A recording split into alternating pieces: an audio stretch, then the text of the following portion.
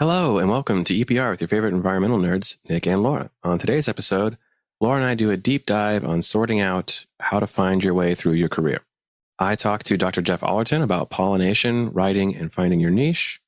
Oh, this actually is it's a good one for you. So, and finally, is volcano lightning is a real thing. So, what? Yeah, I had no idea, but apparently when volcanoes erupt, they also create lightning, and it's called volcano lightning. So it's its own kind of lightning.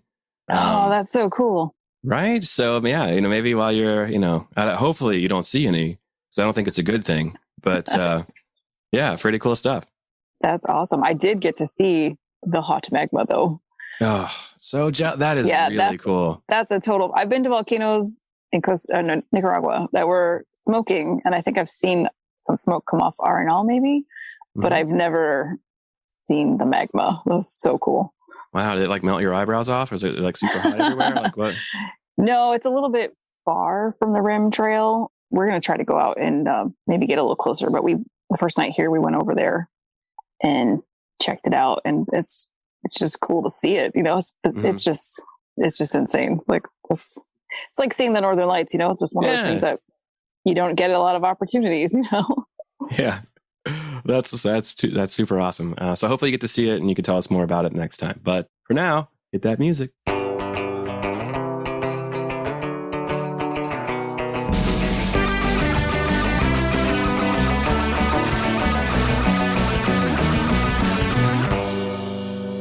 In light of the challenges of working remotely, NAEP would like to extend an offer to view some of their most popular and relevant webinars for free to all valued NAEP members.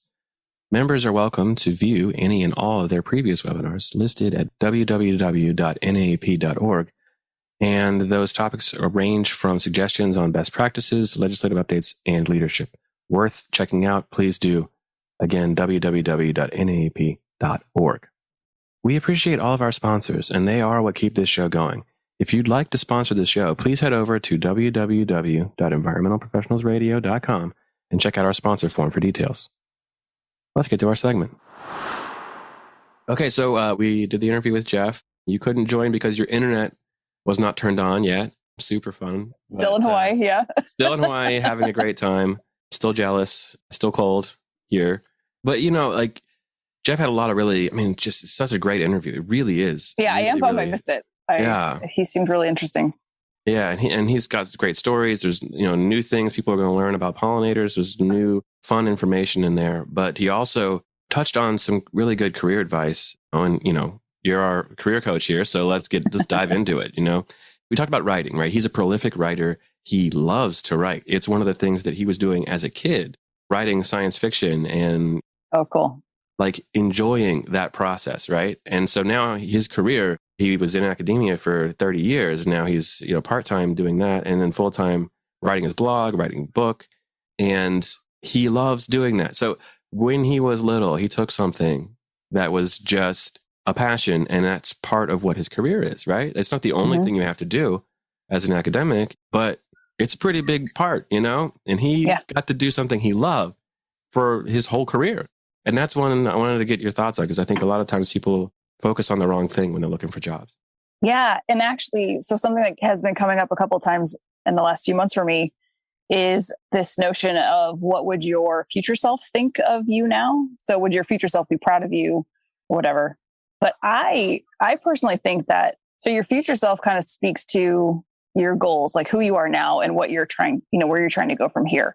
But I like to think about, would your younger self be proud of the person you are today? Because that speaks more to your integrity and more to have I lost something of myself?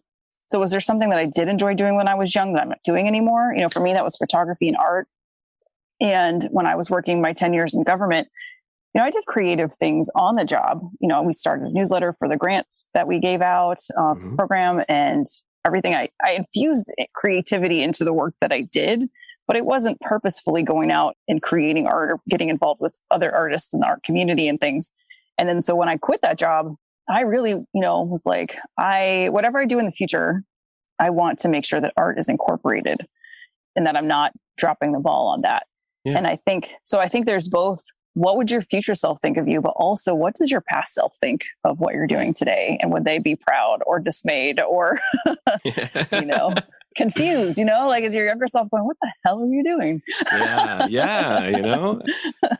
But it's such a good point because, I love that, like younger self, because we do a lot of times we just look forward and, you've got to look back sometimes. You never want to stay back. Don't look back all the time. But for me as a kid, right, I loved to read. I read like every book I could find and back and forward, up, down, left and right. And then the internet happened and I figured out I could read everything.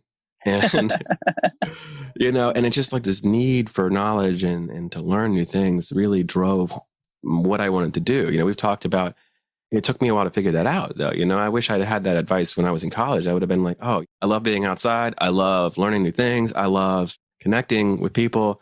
And so it's just this weird, I would have been, my biology major. I would have done that sooner. I would have gotten there faster, with that kind of mentality. So I don't know, like, how do we get out of that mentality? Because we just kind of go through the motions sometimes. We don't take that time to sit and look back. Yeah, for sure. It's one of those things where there's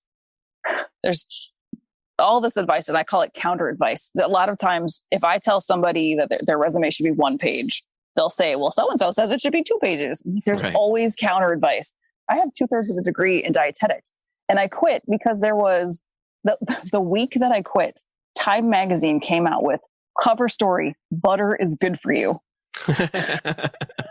Right. I'm done with dietitian right at that point. Like, this is ridiculous. Even in my textbook, when you read about cholesterol and HDLs and LDLs, the end of that chapter says, we're still researching. Yeah. Yeah. I know. So, that's just an extreme example of like, somebody says, do this, do that. So people are always telling you that you should look forward. What are your strengths? What do you want to do? What do you want to be when you grow up? Yeah. But it's okay to look back sometimes. Yes, you don't want to dwell. You don't want to simmer there and you don't want to, stew in the past. But oh my gosh, you have to go back to and be. I have a list of every year I write down my list of accomplishments because we forget how much good stuff we've done in a year. And then when you look back, you tend to remember the bad things. Yes. So I think it's very important to reflect, but with intention that you're looking for the good stuff. Yeah. Right. Yeah. And it's hard to do, like it's amazing. This biological brain we have is like, remember that time you were really dumb and said that really stupid stuff? Like, it loves to remind you of your failures. And in some ways you need to know so that you don't make the same mistake. But yeah, you can really get caught in it. And it's really healthy to do that. So how do you do that though? Is it like you literally pick a time on a calendar and say, on this day, every year, I'm telling myself how good I did or how well? Yeah, pretty much. It's really part of my business strategy, but there is a reminder on my calendar to do my achievements list or something like that. My accomplishments list. And then I will sit down and try to remember like, oh, I got that art show. Oh, I got this gig. Oh, the podcast, there's just reminding myself of all the cool stuff that I'm doing so that I can hold on to that. It's a way to defeat the imposter monster, So, and I think it's for young people, especially, I think it's really a great tool to use to just remind yourself of, I am capable of doing things. And next year I'm going to do even more things. Yeah. And we get in our own heads. Right. And I actually just had a conversation with one of my friends who was like, I don't know if my boss likes me. And, I know who their boss is. I'm friends with their boss. I know their boss likes them. And I'm like, yeah, she likes you. Like, don't worry about it. For that person you were talking to, does she like herself? Because that's all that matters. And that, I'm in my 40s, about to turn 45, and I'm still struggling with that. All that matters is you like yourself. Yeah. Your past self and your future self like you now. You know what I mean? Right. And then if someone else doesn't like you, to heck with them, Yeah. One of my favorite quotes is the Dr. Seuss one, and I will mess this up. I do every time. But those who matter don't mind, and those who mind don't matter. Right? That's my favorite quote. I do not know if I said that right, but if I did, it's a miracle. Yeah, whatever her quote is, it's great. Yeah. I run around saying that all the time because really at the end of the day, you have to like yourself, and not everybody is going to like you. Yeah, that took me a long time to get over. I hated it. I want everyone to like me all the time. And it's just not possible, It's just not. And it took me like decades to figure that out. I'm like 25, like, why doesn't everyone love me? Yeah. And, and maybe if your manager, boss doesn't like you, do they like the work you're doing? You know what I mean? Mm-hmm. Like, there's still personalities are different and stuff like that. Maybe whether they do or don't like you as a person. Doesn't matter. Yeah. It's weird dynamics. We're having this conversation about, looking back at your past self and what you want to do for your career. The one thing we haven't mentioned at all is money. Yeah. And actually, I just talked to a career coach yesterday, asked me, when I finish this job in a couple of years, how much money should I be expecting to make was the exact question.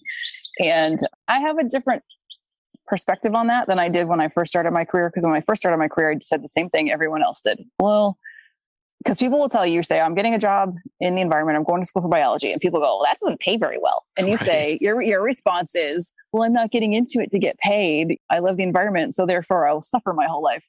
I have a little bit of a different perspective now, because when I went into it, I didn't know what people got paid. I didn't know that there were consultants making six figures. I didn't know that there are, you know what I mean? Yeah. So I do not think, and especially from the perspective for women, I do not tell women they should expect less or feel bad for wanting more.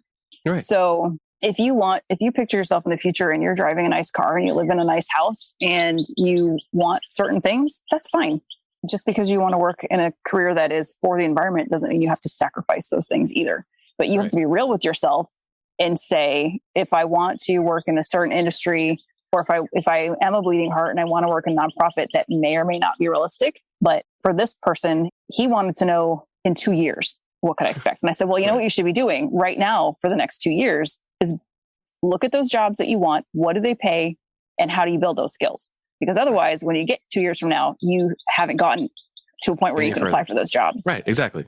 So if you do want a certain pay, you have to look at what those jobs are and what the skills are. And then you have to start getting them. You have to do it on purpose.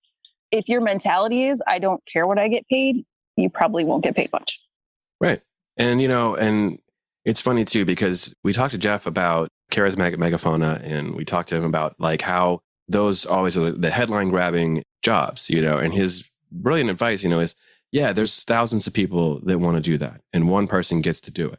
Right. Mm-hmm. In some ways, there's so many other opportunities that you haven't even thought of that would still give you the same benefits, the same joys. He's now like a prominent, the world leader discussing pollination and pollinators. He does media tours. He does all of these it's very things. Specific. But he found a niche. He found something that needed attention, and he brought it. Yeah, it's very specific. And I think it's the opposite of the conversation we had with Justin last week. Yeah. Neither one is right or wrong. They just are, and both paths exist. So you can be a generalist and you can be very successful, or you can have a specific niche and you can be very successful. You can also have a niche or be generalist and completely fail. It's all about how good the work you do is and how good your reputation is and how much, I guess, effort and consistency you put into it. If you want to be a lazy generalist, well, you're going to get what you get. You get what you put in. So I think both pieces of advice will be interesting to different people. Like we were talking about earlier, if you like to do, or on 2 podcasts ago, when we were talking about the difference between small and big companies, if you like doing something repeatedly and you're just specifically passionate about fruit bats, go for it. If you want to know everything there is about fruit bats and spend all your time with fruit bats, do it. But if you are interested in all kinds of bats, in that there's no right or wrong in either one of those. Right. Absolutely. That's very well said. And it kind of nicely wraps up our conversations over the last couple of episodes. So why don't we take a break here? I know we'll come back to it at some point in the future, and let's get to the interview. Yep. Sounds good. Cool. Hello, and welcome back to EPR. Today we have Dr. Jeff Ollerton joining the show. Jeff is a professor, author, and one of the world's leading experts in pollinators and pollination, which is just awesome. Thank you so much for being here, Jeff. Thanks, Nick. It's a real pleasure to be here with you, and thank you for the invitation. Absolutely. And we're going to start with the obvious. Like, what drew you to pollination? Oh, gosh. A long-standing interest in natural history, I guess, or a long-standing history of an interest in natural history is what I almost said there. Yeah. I was the kid who was always looking under rocks or in rock pools and keeping bugs in jars and so on. And I never grew out of that. And so that interest in natural history kind of continued right into my days as a student and then doing a PhD and so on. And I fell into working on pollinator flower interactions almost accidentally. I chose a PhD that was available, that looked interesting, and it happened to be on that theme. And that was at a time, so we're going back to when did I start? 1989 and completed in 1993. So that's going back to a time when there wasn't the kind of awareness of pollinators that there is now, and their importance and their decline and so forth. And so the field has gradually kind of built as I've been working in it until now. It's just everybody seems to know how important pollinators are, don't they? Yeah. I mean, you're totally right. And I love that career progression. So I think you kind of already answered this. Did you ever think you'd go from, casual botanist, biologist, digging up rocks to a world leader in pollination? No. Or should I say yes? Yeah, obviously I had it all mapped out in my mind. Of course, it was obvious. Right. No, not at all. My background, so I was first generation to go in my family to go to university. At least in the UK, I've got a cousin in Australia who just pipped me to it on that side of the family. But other than that, I was the first in my family to go to university. On my father's side, they were coal miners, and on my mother's side, they were shipyard workers, welders, and so on, up in the northeast of England. And I think the theme that connected all of that was an interest in gardening. All my family were interested in gardening and encouraged my interest in natural history. But no, I mean, clearly not. You never expect these things to happen. Even when I was doing my PhD, I wasn't sure whether an academic career or a research career was really what I wanted to do. But yeah, it worked out well. It worked out, yeah. I would say so, and we hear that a lot, that it's not necessarily, the journey is so long and there's so many steps along the way that it's hard to just say definitively, I knew this would happen. I knew I would get there. I knew this would do this. But still, at some point you had to realize, oh, hey, I'm a go-to consultant now, pollination. People reach out to me about this kind of thing. Do you have any advice for people who are trying to follow that same path, trying to get to that point? Well, if we rewind it slightly, so the path you're talking about is that I, was working in university up until October 2020, at which point I stepped down from my professorship. I had a full-time professorship in the UK. Stepped down from that, maintained a visiting professorship at my former university, but have decided to go independent and working as a consultant and as a writer. That's kind of unusual, and when I tell people about it, some of them at least look at me as if I'm completely crazy. Why would I give up a full-time professorship to go self-employed? So it's a sort of thing which you've either got to think about it very, very carefully or not think about it at all and just do it. Yeah, right. But I think with the pandemic and everything that was happening in 2020, a lot of people reconsidered their options, what they wanted to do for their careers or how they wanted their careers to change. And for me, having worked at the same institution for 25 years, I think I had a sense of needing some new challenges, to do some new things. But also, I'd been involved in a lot of cutting edge research, which had been published in very, very good journals and was getting well cited, but which simply wasn't getting out to the sort of people who needed to use that kind of information in an applied sense, people who were doing real ecological consultancy and advising on habitat restoration and so on. And I felt as if it was important to sort of bridge that gap, and I felt there was a role there for me. And as I say, I needed a new challenge. So yeah, it's been interesting. It's been a bumpy ride. I'm sure. I'm sure. But that disconnect is really interesting to me because I've seen that a lot. I remember going to college and coming out like, oh, I didn't learn anything about how to do my job. I just learned how to be an academic. And so sometimes there's a gap that we're trying to close between those two entities. It's almost like the real world. I hate to say that phrase, but it's just different than the academic one. Do you see that as well? And are we actually getting better at connecting those two? I think we're getting much better at connecting the two. Certainly in the early stages of my career, when I was a PhD student, what was termed applied ecology was looked on as being almost second rate compared to real ecology, which was the academic and theoretical stuff. I'm sure people within applied ecology didn't look at it that way, but there was almost this sense that real academics, real scientists didn't muddy their hands with the applied stuff, which is crazy in retrospect. I mean, it makes absolutely no sense. But there is a huge amount of information coming out in all of the ecological fields at the moment. I mean, in my area, if we consider pollination ecology as being the broad sort of topic area, there's more than 1,000 research papers being published every year globally in that field. Now, even people who are like myself, who are embedded within the field, find it impossible to keep track of that sort of volume of information. How someone who is working at the cutting edge of ecological consultancy and land advisory and so on is expected to keep up with it. They can't.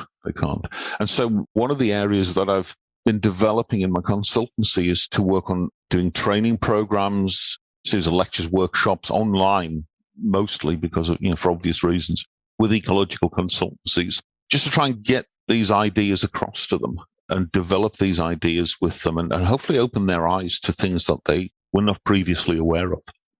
Yeah, and that's a great segue to my next question, honestly. Let's talk pollinators, let's talk pollination. We hear a lot about bees. You want to give us maybe an idea that, pollinators can be everywhere. They can be all kinds of things. Maybe give us a broad overview of some more unique pollinators.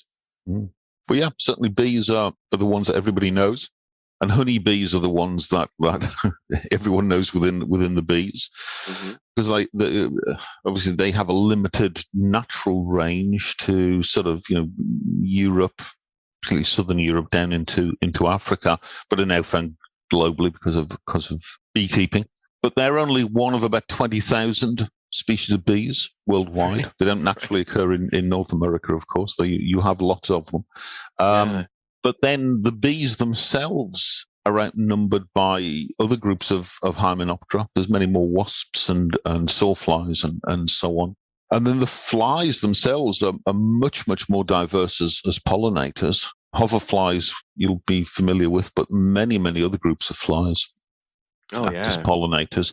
I have a pet theory that flies are globally are probably more important than bees, at least in terms of the diversity of plants that they interact with and pollinate with. That's kind of controversial. It's a touchy subject for some people. We put bees on this sort of pedestal. We hold them up as these icons of pollination. But I strongly suspect that flies are more important. But I would never say that publicly, so please keep that to yourself. Butterflies and moths are really important. Moths in particular. I mean, there's an order of magnitude more moths out there than there are bees, and lots of moth-pollinated plants as well. But because most pollination ecologists are diurnal and most moths are nocturnal, we don't study them so frequently. Moths are under-recorded as well. And then you've got the vertebrates, of course. There's the birds. Hummingbirds in the Americas, sunbirds and honey eaters in the old world, bats as well, of course. And then you've got some odd things like lizards and rodents that act as pollinators, cockroaches as well, crickets occasionally. Every few years, we find a new pollination system, a whole new group of animals that are interacting with flowers in unexpected ways. And we've now got the tools to dissect those interactions much, much more carefully, much, much more finely than we had before, particularly looking at, the scent compounds, for example. And so an area that we thought we had a really good handle of, that we thought we understood, these interactions between flowers and pollinators, are now turning up some incredible surprises, things that we never expected to find before. It's one of the things that keeps me interested, of course. Yeah. Oh, wow. Okay. So, I need to know, what are some of those surprises? What's come up? Well, the cockroach pollination is an interesting one. So last year we published a paper. I published a paper with some Chinese colleagues looking at cockroach pollination in a group of plants within China, where this had never been described before. And in fact, cockroach pollination has only been described in about 12 plant species globally. I think this is either the 12th or the 13th. And we think it's much more common than we might imagine. But what was unusual here was that we looked at the scent compounds and then found some unusual scent profile to the flowers. But the flowers themselves smell exactly the way in which you might imagine a cockroach pollinated flower would smell. Kind of musky and fairly sort of unpleasant, and right. The sort of thing that would attract a cockroach. I mean, I'm devastated to learn that they have value. That's Man. Okay. I mean, they're not your household standard cockroaches. There are different groups of cockroaches, but nonetheless, they have value. My favorite story of recent years involves a group of plants, a genus of plants called Cirripedia, which is distantly related to the milkweeds, Asclepias, that you have in North America. And Cirripedia, if you've ever grown house plants, you may have grown a species of Cirripedia, which is sometimes called a string of hearts. It's a sort of little tuber, and it grows as these very heart-shaped leaves, which produce these occasional strange-shaped flowers as they grow down. Well, it's quite a large genus, a couple of hundred species. And again, as we're starting to dissect the relationships between the pollinators, which are all flies, different groups of flies, and the flowers themselves, we're beginning to realize that the scent compounds within there are playing some really, really interesting, intricate roles. So there's a couple of species which, bear with me a moment, okay? The scent that the flowers produce mimic the scent chemically of insects that are struggling in the jaws of a spider. What? Okay? So when a spider grabs hold of a bee, for example, the bee produces a whole series of scents compounds which express the stress of being attacked by a spider, and probably in the case of social bees at least, are warning other members of the colony to steer clear. You know, I'm being attacked. I'm dead. Run for your lives. Fly for your lives. Right. These scent compounds attract a group of flies called jackal flies. And quite often, if you look at an insect in a spider web that's been attacked by a spider, you'll find very, very small flies on the insect, feeding on the juices that the insect is giving off as it's being struggling in its death throes. They're called jackal flies. So these jackal flies are the pollinator of this species of Cirripedia. And so the plant is producing compounds that are fooling the flies into thinking that it's coming in, there's a meal available there. And there isn't. They fall into the flowers, which are kind of pitch-shaped. They don't die within there. They just, they carry out the normal process of pollination. But it's a really, really sophisticated relationship between the flower and these flies that's being mediated by the scent compounds there. That is incredible. Extraordinary. And you think, well, where do these things evolve from? How do they begin to evolve? I almost don't even know where to begin. That is an incredible story. Thank you so much for sharing it, because it's quite impressive. And I think, that's one of those things a lot of times, when the pandemic was going on, you mentioned this earlier, that changed a lot of the way the natural environment worked. We kind of hid and they came back out oh, wow, it's nice. There's no people here. This is great. How did the pandemic affect pollinators? That's a really interesting question. I don't know that it actually, there are some ways in which they might have been affected. For example, if there was less traffic on the roads, we know that bumblebees and some of the larger bees in particular, and butterflies, often get hit by cars on the road, and you can often find them dead along the side of the road. And so it's possible that fewer of those would have been killed. We're also beginning to realize that pollution from car exhausts and from other activities actually affects the sensory capacity of some pollinators.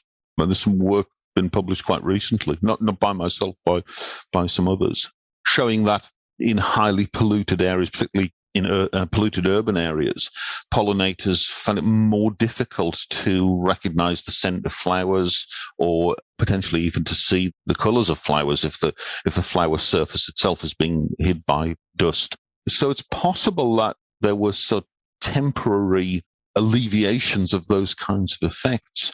But I don't know that anybody's actually been studying that in detail as sort of a before and after kind of experiment, if you like. I think most people at the time were trying desperately to rework their ways of, or rethink their ways of working, rethink their ways of shopping and so on, and desperately trying not to catch COVID, and wondering how long this thing would take to play out.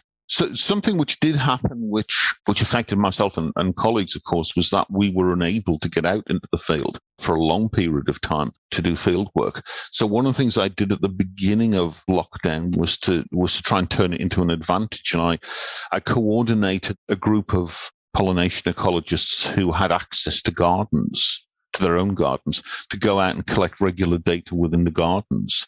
And we've collected a huge data set from that, mainly in Europe and North America, but in some parts of the global south as well, which is really fine-grained, going out day after day after day and actually collecting the data of what pollinators are there in the garden, what flowers were they visiting.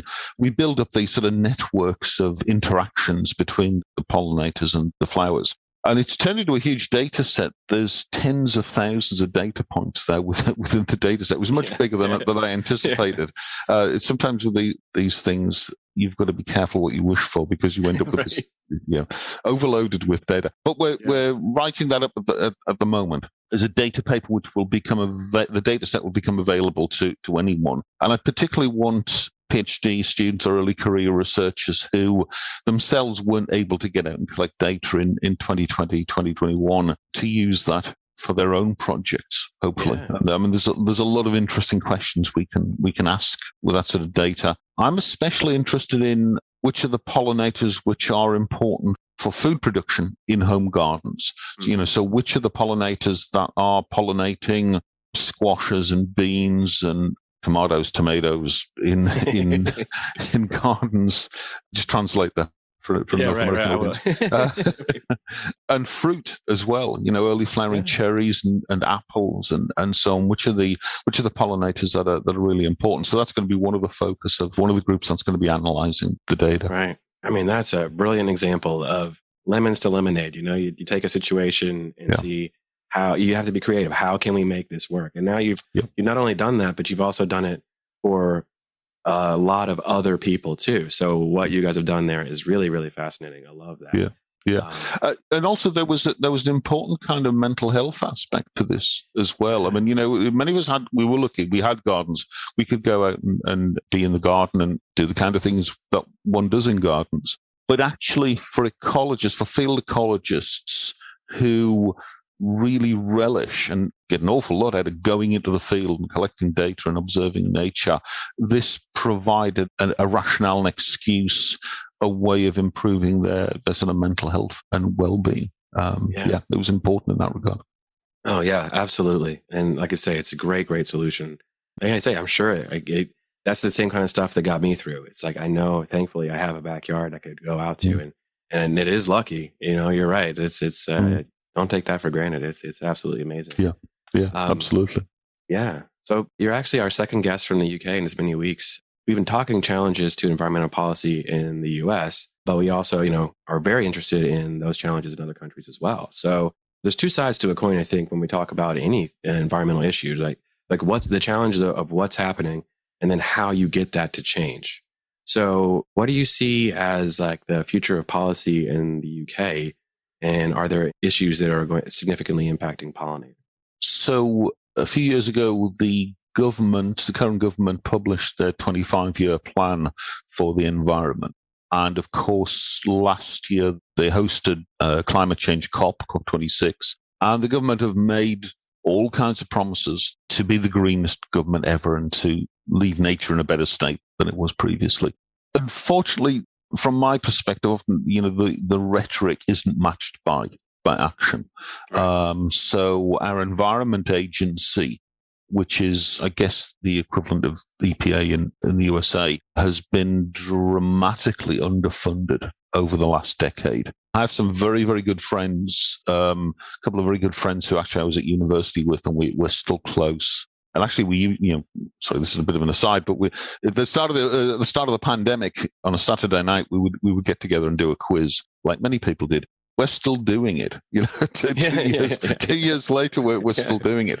But two of them do work for the Environment Agency, and so I've got a sort of an insider view of what's happening there, and it's incredibly worrying. And we've got huge problems with things like release of raw sewage into streams and rivers. The Environment Agency not going out to what are considered minor pollution spills, but of course, it's the accumulation of the minor pollution that often ends up with chronic background pollution. So I do worry about what's happening in Britain at the moment. On the flip side of it, you might have heard of something called Brexit. It was in a couple of the newspapers. What? No, not. Yeah. Well, let me explain it to you. How long have we got? Right. The British public, in its infinite wisdom, decided that we're going to leave the European Union. There's been a lot of knock-on effects of that. But one of the things that happened is that it gives us a chance to reset agricultural policy.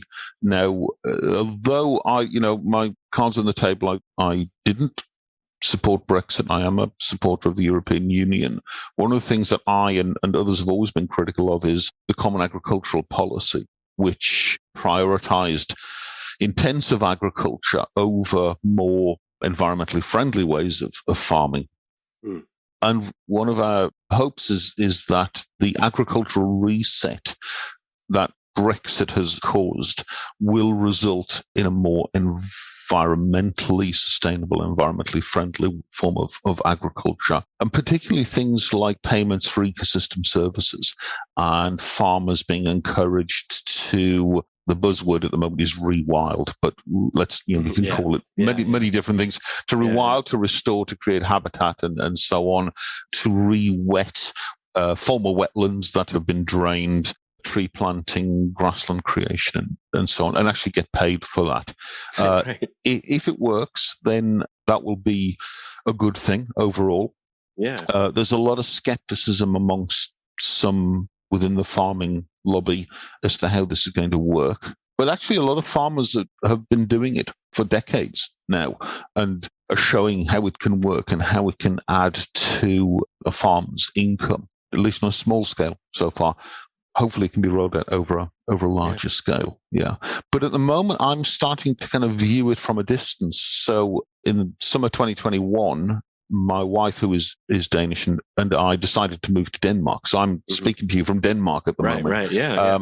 It wasn't enough to leave the job and change careers. We decided, let's go all in. We'll sell the house. We'll move to a different country as well. Of course, so it's interesting to see it from a sort of a Danish perspective as well as to what's I'm very much at the start of learning what is happening in Denmark, but I'm starting to view what's happening in the UK from a distance. Although I'm still working there remotely mostly. I'm getting that kind of geographic distance perspective on what's happening there. Well, yeah, but I mean, you moved to what the leader in environmental policy, though. Denmark's right at the top of the list, right? In some respects, yes. Oh, okay. In some respects, things that have surprised me. We're living in quite a small town, a place called Nykøbing, which is about an hour and a half car drive or 2 hours on the train from Copenhagen. It's on the coast, and beautiful area. And in some respects, yes, the Danish environmental policy, environmental leadership has been absolutely up there with the best, certainly in terms of water quality, certainly in terms of renewable energy, commitments to climate change, and so on. There are other aspects that are less positive. There's still an awful lot of intensive agriculture here. Organic farming is increasing. It's getting a foothold. And actually in the shops, in the supermarkets, I see many more organic products being sold there than I was in the UK. So that's great. But for things like recycling, it's less good. So where I lived in the UK, a town called Northampton, which is right in the centre of the country, we had doorstep recycling once a week. On Monday morning, the trucks would come down and we'd separated out our recycling into plastics and metal and so on. That was loaded up on the trucks and the way it went. That's certainly not happening in this part of Denmark. There's some recycling, food recycling, for example, but not plastics. Right. I mean, one can also wonder what happened to the plastics in the UK when it was picked up and taken away by the local council. Yeah. Was it actually being recycled? Was it being burned? Was it being landfilled? But at least there was that local commitment. I say that's not happening in this part of Denmark, at least. Though something that is happening is when we buy a bottle of beer or a bottle of milk or a can of soda, there's a deposit on those drinks containers, and you can take them back to the shop or the supermarket where you bought them from, and feed them in through a machine, and it gives you an option. You can either donate the deposit money to charity, or you can take it as a voucher and use it in the stores and take the money off your next round of shopping. And in fact, we stayed in Copenhagen for a few weeks when we first moved to Denmark, and we noticed quite a number of people who seemed to be almost making a living doing this. They're going round all of the trash bins in Copenhagen, just collecting up bottles and cans and so on, and taking them to there's a queues of people trying to put these bottles and cans into these machines. And they've had that for quite a long time. There was talk of introducing them into the UK a couple of years ago, and the government decided that it would investigate its options. And I think some highly paid consultants are in the process of looking at this at the moment. But, just look at what's happening in Denmark. It's working. It's happening. Just talk to somebody from Denmark, and they'll tell you how well it can work. So we see a lot less of that kind of trash on the streets, because suddenly the cans and bottles are worth money. So people pick them up and they recycle them. It's giving it value so that you can. It's the green initiative, right? It's like they don't care about that, but when you say it will save you money, that's when people go, oh, okay, now I'm interested. I don't have to spend anything anymore. Okay, got it. And I guess I want to kind of segue right into that, though. So you've been quite a prolific author, I would say, and writing is a very personal experience by nature. What does it mean to you? Do you enjoy it? Is it a grind? How do you approach it?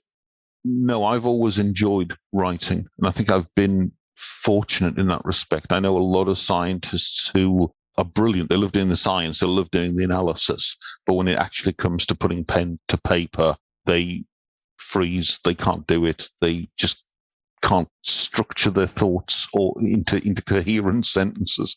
I've collaborated with a number of people like that. I've collaborated with some brilliant writers as well, but it doesn't come naturally. Actually, we were talking about playing guitar before the recording started, and in many ways, I think writing is like playing a musical instrument. You've got to practice, and the more you do it, the easier it becomes. So I've written a lot, and I find it easier over time to do that. But actually, I started writing at a very young age. I always had ambitions to write fiction when I was at school, but that kind of segued into the science. But that sort of science writing, popular science writing, has always been part of what I want to do, and I want to do a lot more of it in the future. Because again, I think it's about bringing some of those findings, the latest scientific findings, but also the experience of being a scientist and being someone who discovers new things and sees things that no one else has ever seen before, or puts the pieces together of a puzzle that no one's ever succeeded in doing before. Getting some of that fascination out into the wider world and sharing that with a broader public, to me, is really important. I had a discussion with my publisher before my last book came out. There's a lot of personal anecdotes within that book, and the publisher was unsure about it. The title of the book was Pollinators and Pollination, Nature and Society. It's not it's not Jeff's adventures in pollination. So why are there all these stories in there? And I sort of dug my heels in. I said, to me, the work that I was doing was an important part of the journey, and getting people to really kind of understand what it is to be a scientist and how we arrive at certain conclusions or why we do certain things. There is a personal element within that. So that's important to me. So sorry, it was a long-winded way of saying yes. I've always written and I've always enjoyed writing. But I love it though, because I think like if you hear that the way you say that, right? You even said, I liked to write when I was young, and you took something that was something you already enjoyed, right? And you found a career that allowed you to enjoy that thing, which is fantastic. So I'm about to ask you a really unfair question here, but so you've published a lot, but do you have any publications you're particularly proud of? Oh gosh, well, I'm really proud of the book because that took longer than expected to publish, in part because it's such a vast field. How do you decide what goes in and what is to be left out? And I was worried about how it was going to be reviewed afterwards, that people would say, you've missed out a huge, there's nothing in there about pollinator behavior. Why do you leave all that out? And there is, you left out a lot of stuff about plant breeding systems. Why is that not in there? But there isn't room in a 100,000-word book to bring everything in. But nonetheless, I was really, pleased with how that was reviewed and was seen by both scientists and interested members of the public. So I'm proud of that. In terms of scientific literature and scientific papers, we published a paper back in 2019, which was a sort of an overview of everything that we know about the pollinators of a plant family that I referred to earlier, the milkweed and dogbane plant family, the Apocynaceae, which is a family that I've worked on for many, many years and which I've got a strong fascination with, which includes Cirripede, it includes those cockroach pollinated plants as well. And so we produced this big kind of synthetic paper that ended up having 70 co-authors on it.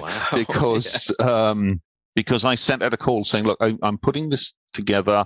We've got a molecular phylogeny for the family. We can look at the biogeography of pollination systems. Why do some parts of the world have particular kinds of pollination systems and others don't? Does anybody have any unpublished data that we can kind of throw into the mix and that will help to bolster the story?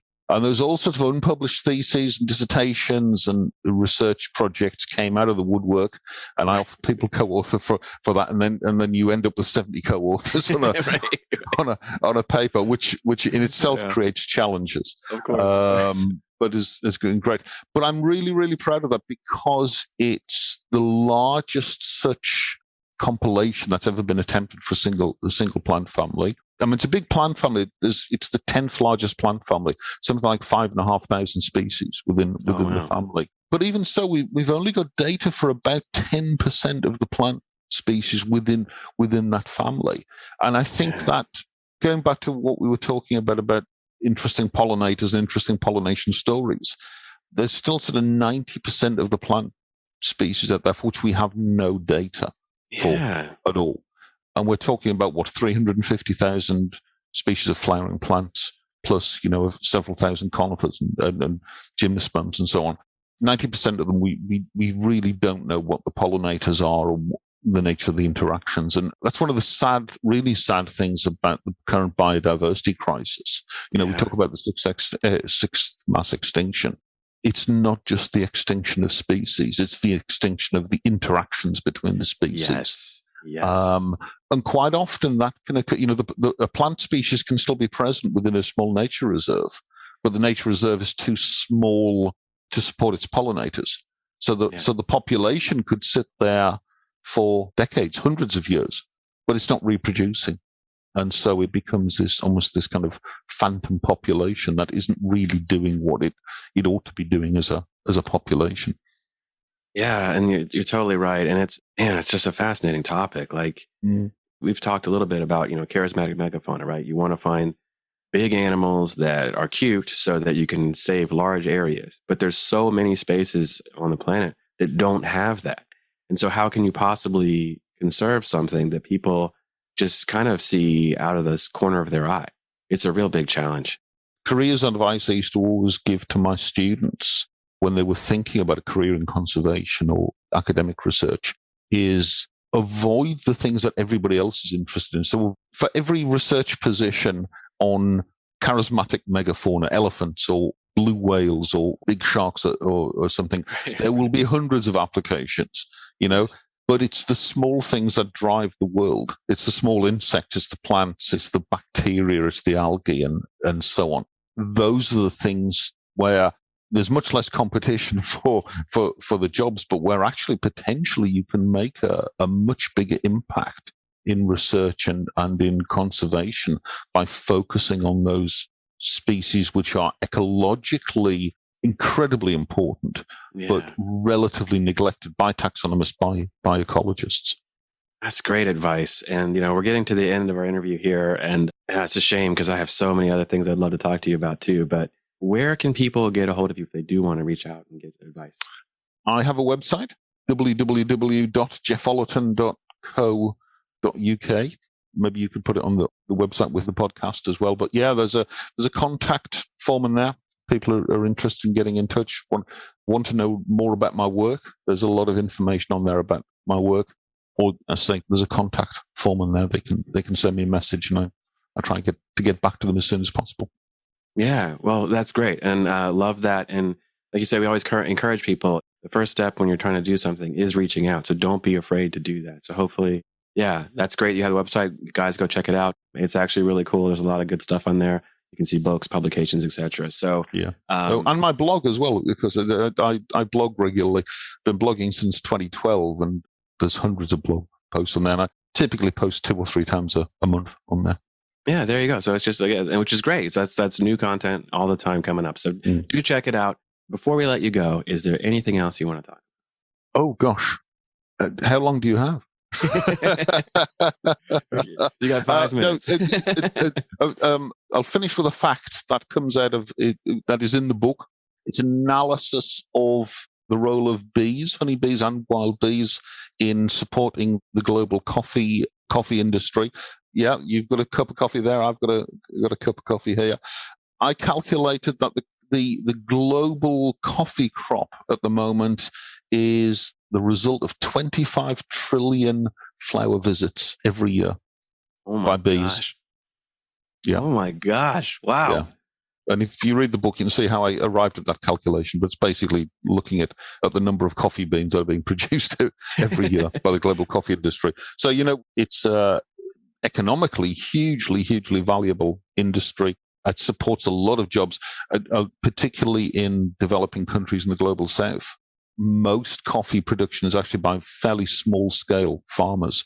And so it's, every time you're drinking a cup of fair trade coffee, preferably organic fair trade coffee, though other coffees are available, you're supporting those farmers, but you're also supporting pollinators, and the pollinators are supporting those farmers. Right. So cheers. Yeah, cheers to that. Thank you, Jeff, so much for being on here. It was a pleasure. Thanks, Nick. I enjoyed it. That's our show. Thank you so much, Jeff, for being here. A lot of really great information, a lot of new things we learned today, and really engaging. Very much appreciate it. Do check out his book. It's really cool, really well written, and for scientists and non-scientists alike. So again, thank you, Jeff. I really enjoyed it. And as always, please be sure to check us out each and every Friday. Don't forget to subscribe, rate, and review. See you, everybody.